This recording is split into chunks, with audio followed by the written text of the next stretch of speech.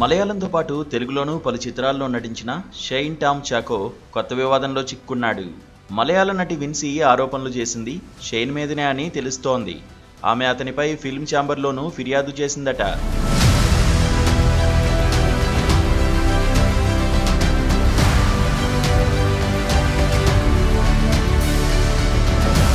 ఓ మలయాళ నటుడు డ్రగ్స్ మత్తులో తనపై అనుచితంగా ప్రవర్తించాడని మలయాళ నటి విన్సీ అలోషియన్ చెప్పడంతో అతను ఎవరై ఉంటాడా అనే సందేహాలను పలువురు వ్యక్తం చేశారు. ఆమె నటించిన సూత్రవాక్యం మూవీలో కీలక పాత్రలు పోషించిన వారిపై పలు అనుమానాలు రేకెత్తాయి.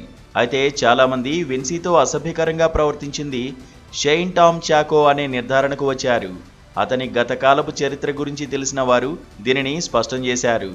నటుడిగా చక్కని పేరు తెచ్చుకున్న షైన్ టామ్కు మాదక ద్రవ్యాలను తీసుకునే అలవాటు ఉందని సన్నిహితులు చెబుతుంటారు.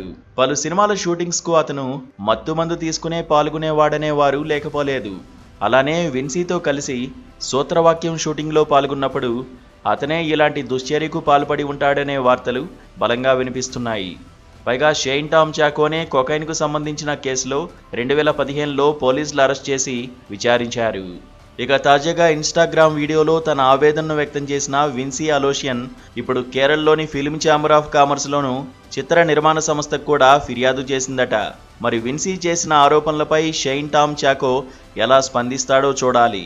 షైన్ టామ్ చాకో తెలుగులోనూ దసరా, దేవరా, డాకు మహారాజ్, రంగబలి తదితర చిత్రాల్లో కీలక పాత్రలు పోషించాడు.